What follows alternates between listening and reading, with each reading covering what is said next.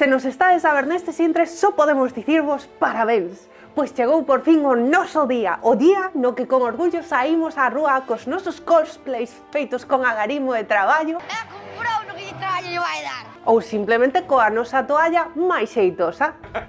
Pois chegou o 25 de maio, o día F, o día do orgullo freak.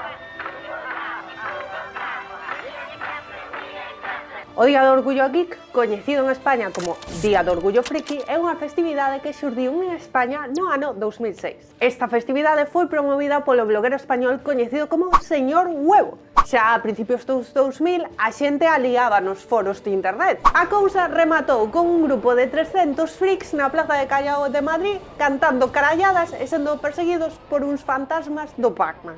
Co paso do tempo, o evento foi medrando e celebrándose de xeito masivo noutros países, gracias ao apoio e respaldo de grupos e asociacións freaks.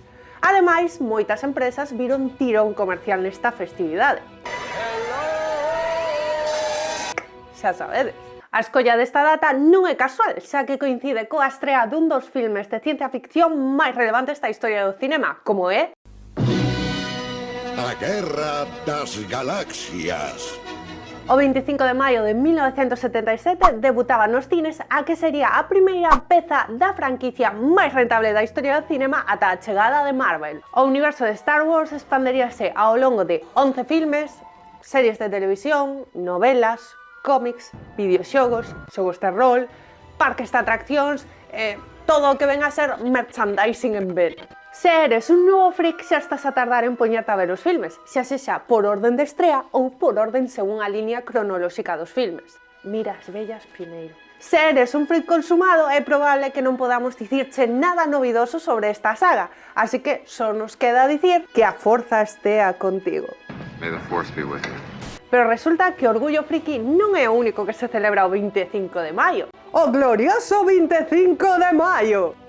Esta é a celebración dos fans do escritor británico Terry Pratchett e da súa saga Mundo Disco. Pero, que é exactamente Mundo Disco? Pois ben, imaginadevos unha tartaruga xigantesca que viaxa polo cosmos. Vamos a chamar a esta tartaruga Gran Twin. Agora imaginade ademais que sobre a coiraza de Gran Twin se apoian 4 elefantes, os cales sosteñen a súa vez un mundo totalmente plano e circular. Pois ben, este mundo plano é o Mundo Disco. O soño húmido de todo terraplanista. As tramas desta saga adoitan situarse nun escenario medieval fantástico parodiando as novelas de xénero ou relatos tradicionais. O autor tira de retranca británica e frecuentes anacronismos para ironizar sobre cuestións sociais, políticas e culturais. Would you be so kind as to let go? A saga de Mundo Disco está composta por 40 novelas. Pouca broma. De todas formas, se és un novo freak do Mundo Disco, non to lees. Podes ler cada unha das novelas de xeito totalmente independente. O que teñen en común en que todas elas teñen lugar no mesmo escenario e que algúns personaxes repítense entre novela e novela. Pero as historias de Terry Pratchett non quedaron únicamente nas páxinas dos libros. Estas reproducíronse en distintos formatos como son os videoxogos, o teatro ou as series de animación. Nesta liña sería a adaptación da novela Papá Porco a primeira panorámica que teríamos do Mundo Disco con personaxes reais. Con todo, a mellor adaptación para entrar de cheo no Mundo Disco viría moi pouco tempo despois con The Color of Magic, adaptación das dúas primeiras novelas da saga, O color da maxia e A luz fantástica. Este telefilme é unha maravillosa representación dese Mundo Disco, dese amor-por noxento no que se desenvolve parte da trama.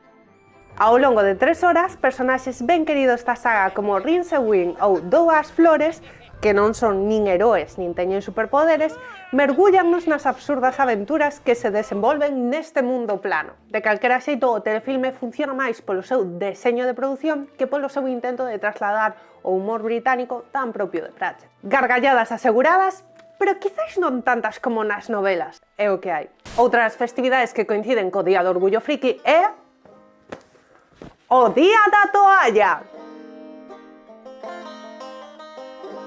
Todo comenzou cando o 11 de maio de 2001 falecía o escritor e guionista radiofónico Douglas Adams, autor da triloxía en 5 partes Guía del autoestopista galáctico. 15 días despois da súa morte, os máis fanáticos da saga decidiron celebrar o Día da Toalla, en honor ao avó de Douglas e a súa obra máis famosa. Xa que, como din a guía, a toalla é o obxecto de maior utilidade que pode posuir un autoestopista interestelar. A saga de Douglas Adams comparte certos paralelismos co mundo disco, como é ese humor irónico e absurdo tan británico e a súa crítica sutil a certos aspectos da sociedade do momento. What's with the two-head thing?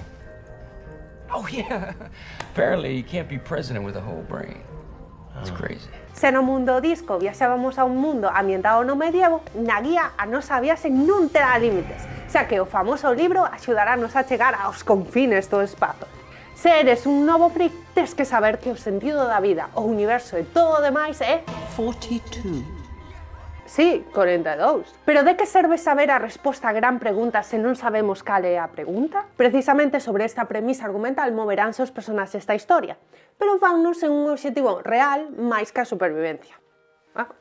Podemos pensar que para Douglas Adams a procura desta gran pregunta ironiza coa ambición do saber humano o cada veces chega a límites absurdos. Todo nesta obra levanos á conclusión de que nada é importante e que a nosa existencia é un sinsentido que non precisa xustificación. A guía iniciouse como unha comedia radiofónica en 1978 guionizada polo propio Douglas, o cal a transformaría nunha novela no ano seguinte.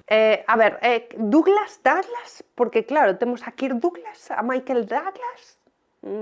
Xa en 1981 a obra foi levada á televisión pola BBC. Algúns dos actores que aparecen nesta versión televisiva xa puxeran as súas voces aos mesmos personaxes na serie radiofónica original, como Simon Jones no papel de Arthur Dent ou Peter Jones como a guía. A última adaptación da saga tería lugar en 2005 despois de vivir unha tremenda odisea para levar a guía á gran pantalla. Igual xeito que a adaptación O color da maxa, este filme salienta polo seu deseño de produción. É curioso que para o ano en que está realizado o filme sexa bastante artesán, tanto na construción dos personaxes alienígenas como nos decorados. Hai pouco CGI na peli, o que lle aporta un maior realismo ao conxunto, dándolle un empaque visual moito máis molón. Esta versión da guía notase feita con moito agarimo e respeto cara ao universo creado por Douglas Adams. De feito, o filme foi dedicado ao autor quen falecería antes de ver o seu sono cumprido. Sexas un novo fan ou un fan acérrimo desta saga, só podemos dicirche dúas cousas. Don't panic e nunca deixes que un bogón che recite poesía. Bueno, freaks, esperamos que gozasedes esta pequena viaxe ás 3 sagas homenaxeadas neste día tan especial para nós como é o 25 de maio. Recordamos vos que se vos gustan os nosos contidos ou credes que vou demasiado sobria, sempre podedes convidar o equipo do Ministerio a un licor coffee. Tedes toda a info na descripción do vídeo. Xa sabedes, se vos gusta, dalle a me gusta, compartide todas esas caralladas e unidevos das nosas filas, freaks.